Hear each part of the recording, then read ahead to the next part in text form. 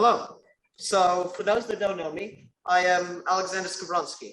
I am a ninth grader at the Altamont School in Birmingham, Alabama. Hundreds of years ago, the only way to participate in world events was to take a horse and travel weeks or months to a war zone or a place of conflict. However, with current technology, we can participate in world events thousands of miles away, and we can try to help people in need. In view of Russian aggression on Ukraine, our school decided that we would like to help as much as we can, focusing in particular on people our age who have also been greatly affected by the war. Therefore, we organized a digital meeting with guests from Ukraine and Poland who will share their thoughts and ideas on what we can do and should do to assist Ukrainians while we are in the United States. We are joined by Dr. Alexei Serdyuk, who is a professor of psychology and sociology at the University of Kharkiv. He has a PhD from the University of Michigan, and he also has links to the University of Mississippi. His research is in epidemiology and criminology. He currently serves as a lieutenant colonel of the Ukrainian police in the city of Kharkiv. When we talked to him on Sunday and asked if it is safe for him to talk, he responded, "Oh yes, the bombardment is not here. It is far away, about 6 miles away." Welcome, Professor. And Thank you. I would also like to introduce Dr. Katya Zakhorodnya, who is the head of the Department of Rehabilitation Medicine in Ivano-Frankivsk, Ukraine. She has been in contact with refugees and she treats patients amidst the war. Josh and Meg McClug are two fellow Alabamians from Birmingham working in Poland on relief efforts for Ukrainian refugees. They are also missionaries with a Christian organization. They divide their time between Warsaw and the Polish-Ukrainian border, and Meg is a registered nurse by training. We are also joined by Weronika Velichko, who is a 16-year-old 10th grader. She loves dancing and is a straight A student. She lives in Novomoskovsk in central Ukraine, and she wanted to invite her friend to the meeting, and we are very happy to have her. And we also met her English teacher on Zoom, and I can tell she really taught her very well. Welcome, Veronica, and well, would you like to introduce yourself? Hi, I'm Nastya. I'm 8 years old. I live in Novomoskovsk. I like dancing. Now I am studying at the university in Dnipropetrovsk. Now I have distant education. Also working. Work in cafe. All right, thank you. And I'd also like to introduce our school principal, Mr. Bendel. Just lean in and wait. Yeah. And I'd also like to thank my teachers, especially Ms. Dill, Mrs. Williams, Mr. Dominguez, and Mr. Rogan, who helped made this event possible. Before we talk with our guests, I would like to spend several minutes on a brief history of current events. So I'll pull up the presentation.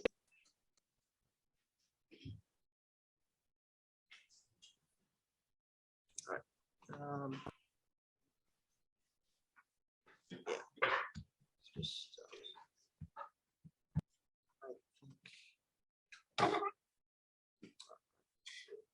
Okay, so these are the locations of all our guests. We can see Josh and Meg between Warsaw and the Polish-Ukrainian border. They switch between them. Dr. Katya Zakhorodnya is in Ivano-Frankivsk. Weronika Velichko and a friend are in Novomoskovsk. and Professor Serdyuk is in Kharkiv. So I'm going to briefly touch on the long history of Ukraine and also the shared history between the Ukrainians and the Russians.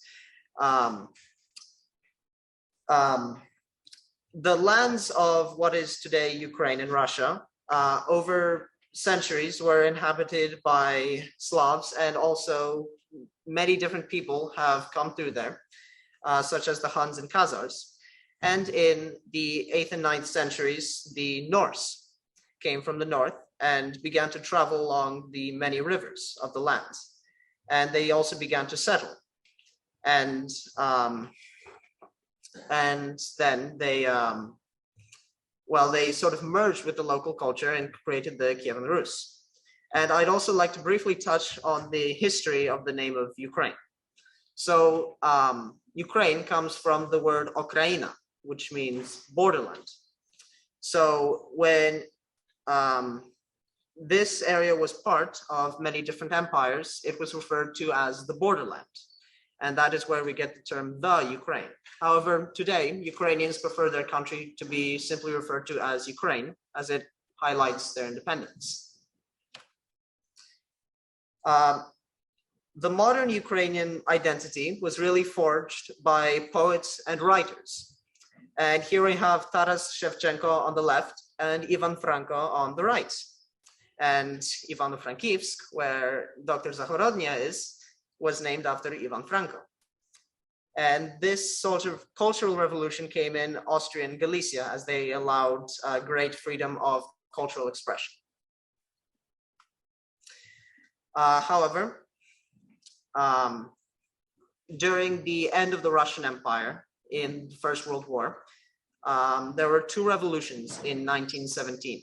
The first overthrew the Tsar, and the second one brought the Bolsheviks to power. And the Ukrainians believed that now the time had come to finally assert their independence, and they fought for it. They fought the White Russians, the Bolsheviks, and the Poles. However, unfortunately, in 1921, the Bolsheviks conquered Ukraine. And in the 1930s, Stalin sent his enforcers into Ukraine to seize all the grain and wheat from Ukrainian farmers.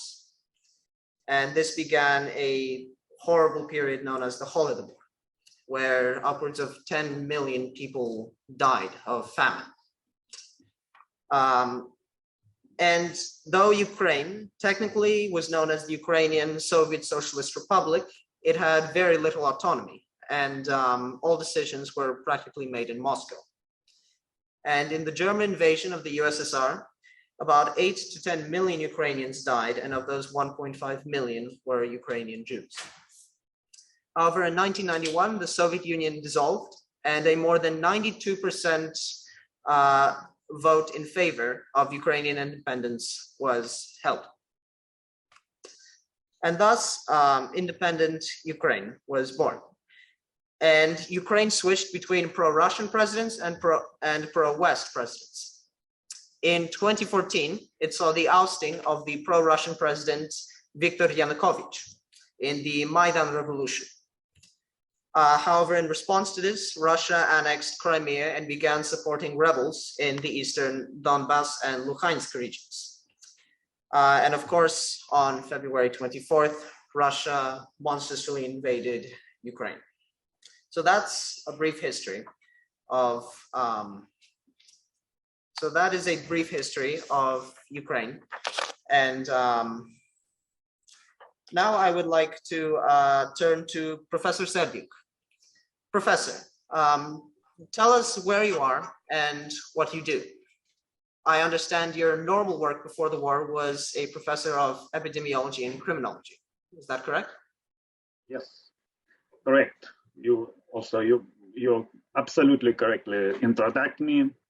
Now I'm the head of research lab on crime enforcement, but during this war, I'm changing my position. Now I headed the lab of psychological support of police. So my primarily area is psychology. Yes, BA and MA on clinical psychology and economics, PhD in sociology. And now I'm API of number of research projects focused mainly on community policing, drug-related crime, and substance use and misuse. And in 2015, I was a visiting scholar and senior research fellow in University of Michigan in Addiction Research Center and Institute of Social Research. During this visit, I took a road trip from north to south of United States with my son, who was 19 years old at the time. And we visited several universities where my colleagues work on our way. The final destination of our trip was the University of Mississippi in Oxford, where my regular collaborator in psychology and social work research worked. We have been cooperating with him for almost 20 years. Cooperation began in Ukraine with the United States supported research project.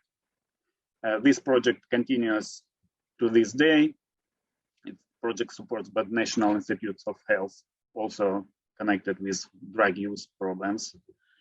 But I'm stayed in Ukraine, and a lot of friends and collaborators go to the United States. One of them in Mississippi, in Oxford. It was a memorable journey in the good way. Yeah, I'm under the good impression. It greatly influenced on my son. Throughout this journey, we communicated with a lot of professionals, both in my area and his area. After arriving back in Ukraine, my son immediately got a job in IT company and now had several Ukrainian American projects in this branch. So this was very memorable trip and under a good impression of all South states. Thank you. And in your opinion, how has the war affected students and also young people such as your son? Of course, the war had a bad effect on people of all ages. But what about children and adolescents? Around 200 children died, around 400 injured around Ukraine, almost 100 in the Kharkiv city. If you do not consider direct murder, firstly, the harm begins with the destruction of educational institutions, schools, universities, which led to interruption of the educational process. 60 schools, 30 kindergartens, 7 universities, and 8 hospitals were destroyed in Kharkiv, in my city. I didn't speak around Ukraine, this number much bigger. Secondly, for students and adolescents, this influence is complicated by the fact that psychological trauma inflicted by the war on a personality. This personality of adolescents has not yet been fully formed, and this trauma will remain forever, leaving an imprint on all behavior until the end of their life. This is very important. This requires serious attention on psychologists now. Now even adults feel abandoned, and teenagers are more vulnerable in this sense, in my opinion. Yes, well, Professor, we are far away, but there's, you can see, incredible support for your efforts, and we do want to help in any ways we can. And now I'd like to turn to Dr. Zakhorodnya. Doctor, how has your life changed? And in your opinion, what can we do to help? Okay, thank you for the question. I already talked with you about this. It is a very complicated situation here because like 2 times, 3 times, 4 times a day we have alarm. Yeah, you know, and a lot of people, every morning we are like counting how many deaths was at night, was a day, and it really disaster here. So 2 times a day, 3 times a day, when it is alarm, we are going to bomb shelter. Yeah, like to wait and hope, like hope that everything will be okay with us. But everything changed. It's absolutely changed, because the day before the war, we were going to work, we have vacation, we spend time with friends, and now we are just like working and waiting to live normally. Yeah, it is like this now. And you know, a lot of people from the hot places like Kharkiv, like Donetsk, Lugansk, they're coming here to the west of Ukraine, and we are all helping them. We are like giving them food, giving them places to live. So we are working so much to help everyone. It's only thing that we can do here now. Yes, thank you, Doctor. We understand it's very difficult. And Josh and Meg, you have seen it from the Polish side, where Ukrainian refugees are fleeing. So what have you seen, and what have you been doing to help?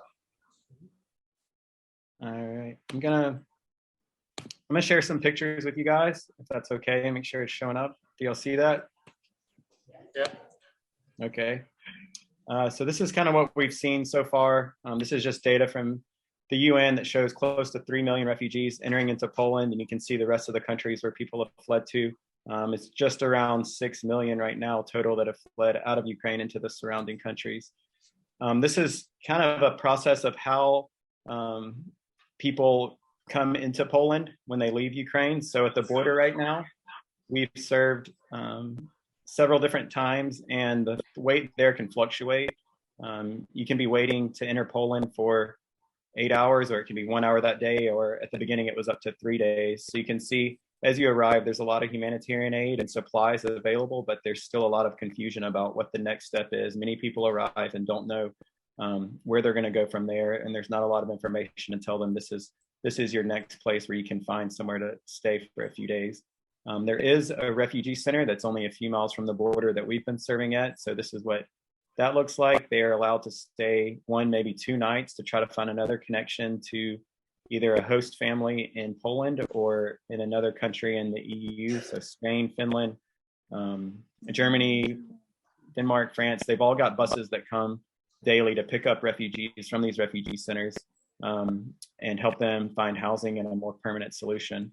If they don't travel to another country, then they begin traveling throughout Poland, or maybe even into the EU. But we've been serving in the train stations, bus stations, and other areas around Poland where people are in the midst of finding somewhere else to go to, traveling either from a refugee center to a house or to their next destination. So you can see these pictures. You can see the older women here that are carrying bags. Oftentimes people have left.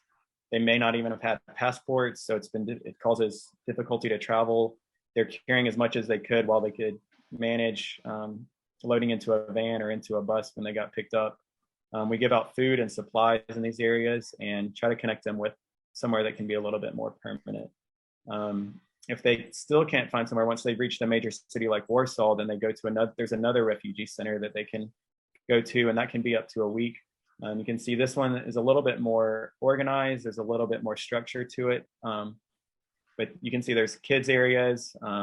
It's a similar setup with the cots and the sleeping arrangements where there'll be up to 1,000 people sleeping in a big area. These are typically in large expo centers around the city, and there's smaller ones as well. And yeah, it's all volunteer ran. This isn't, government organized, government ran, but there's all volunteers basically around Poland who are giving up their day jobs or giving up what they were doing before to help out. The guy in the middle down at the bottom, you can see him. He showed me a picture of his home, which was in Mariupol, which, if you've heard, has been completely devastated. And then on the right, you can see the food bags that are available for people to take whenever they leave, so they'll have a meal for the road in their next stop. And we've also been in refugee homes. So this is an area where once they leave the expo center, they're able to go to a refugee house if there's one available, and they can stay there up to 1 month. The pictures on the left side are ones that we've been working on to renovate. That will house up to 5 families. And then the ones on the right is a previous orphanage. You can see my son Oliver there cutting the weeds in the yard to get ready for a playground to be installed, and they have a playroom there for families. So that walks through the process of where people are going to once they arrive and where the Ukrainians are kind of finding themselves. So it's a lot of uncertainty when they step into Poland, but we're trying to serve and help in each one of these locations that we can. All right. Okay. Thank you. It's very moving stories. And Veronica,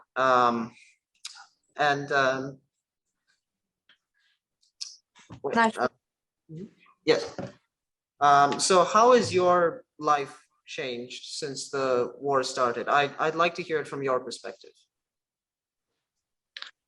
Because I quit my job.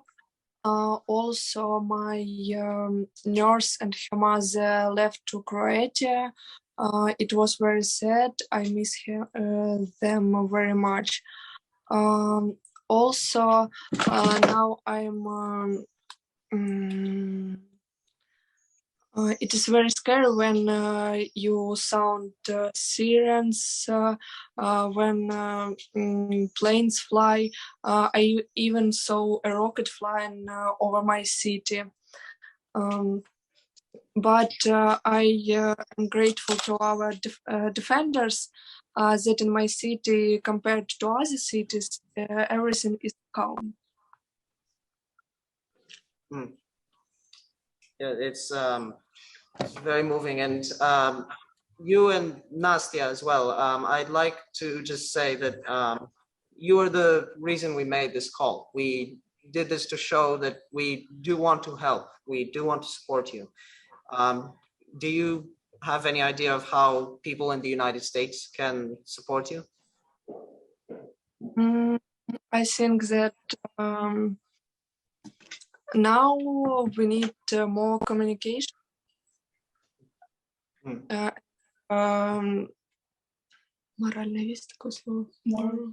And moral help. Psychological help. Yes, thank you. And I'd like to quickly go back to Dr. Zakhorodnya and also put that question to you. How do you think people can help? How do you think people can, help people that are affected by the situation? Yeah, thank you, Alexander. I'm thinking, and I have like idea, because we have food, yeah, we have clothes for all people, for teenagers, for children, yeah. But if you are like a child, yeah, and you come from Donetsk to here, yeah, and you are like orphan. You are without parents, you are alone here in refugees where there are a lot of children, yeah, and you're just listening alarm, and you're listening everywhere is war, some planes are flying. It's like for children, for teenagers, it's psychologically very hard, because teenagers and children are weaker psychologically, so they need like to be busy. I think what you can help, how you can help, it will be great if you can entertain these children, yeah, if you can like communicate with them, if you can play games just like online, maybe you can like make some programs with them, speak, I don't know, even like give them book what you're reading and they will read too.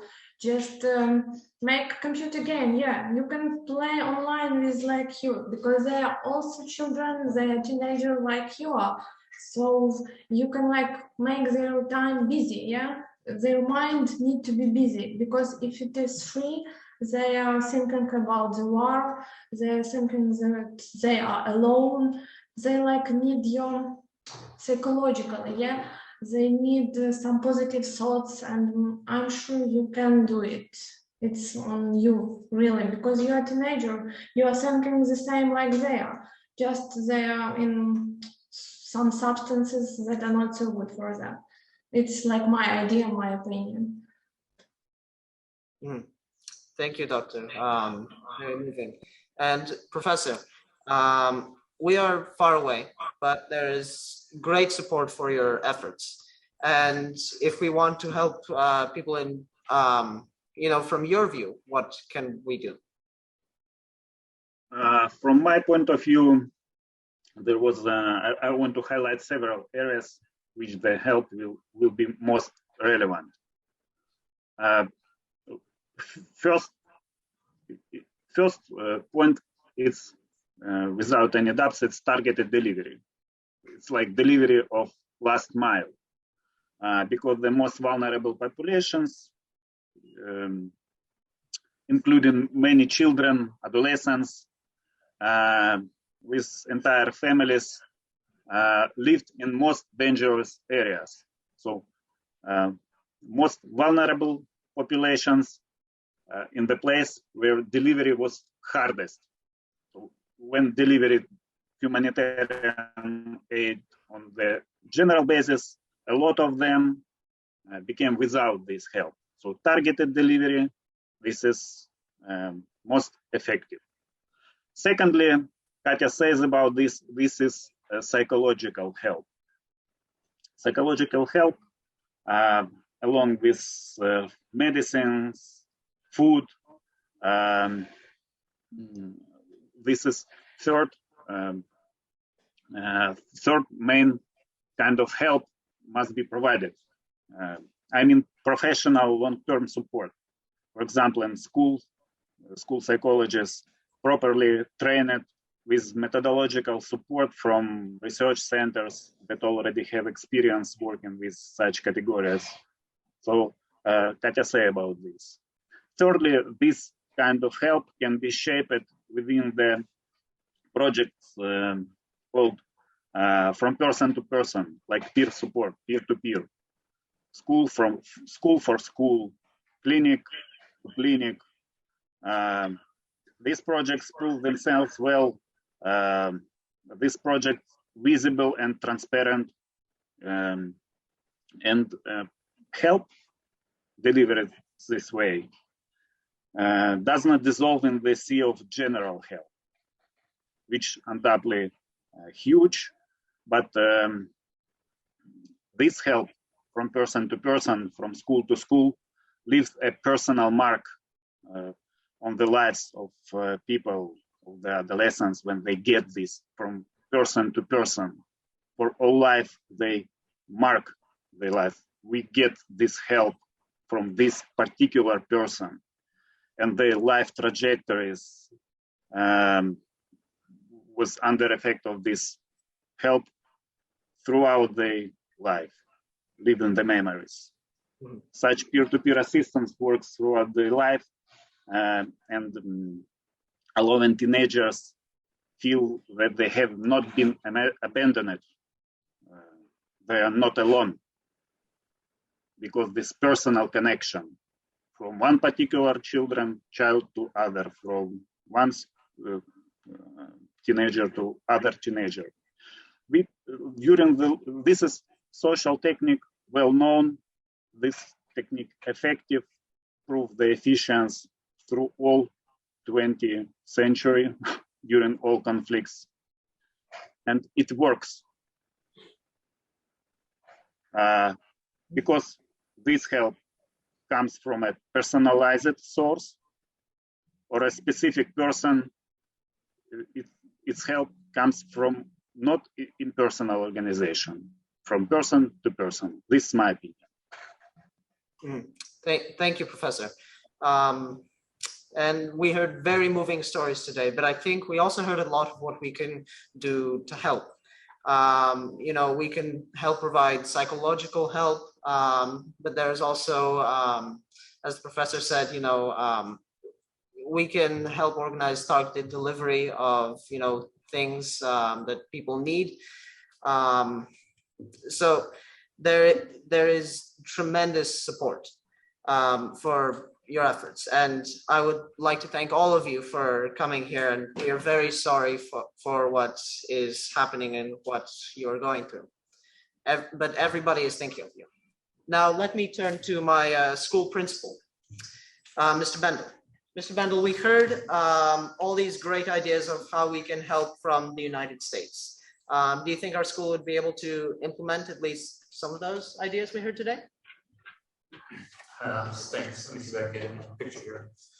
I appreciate you putting this event together for us, and I'm sure we'll find some ways that we can help. I know your family has a foundation.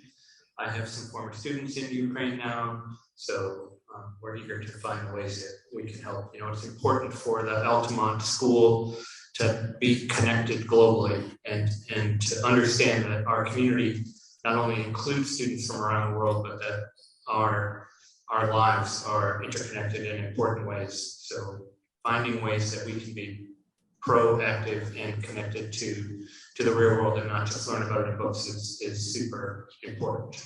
So, you know, war is terrible, and we of course want to help those affected in all the ways we can from here. And so, you know, I wish everybody who has joined us today, thank you, Colonel, Dr. Veronica, Nastya. I wish you all freedom and safety and peace. Thank you. Thank you, and thank you all again for your participation. It is unfortunately the end of our meeting, but it is the beginning of our efforts and the beginning of our engagement. And that concludes the meeting.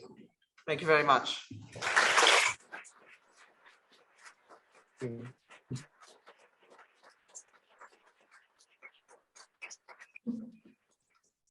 Thank you.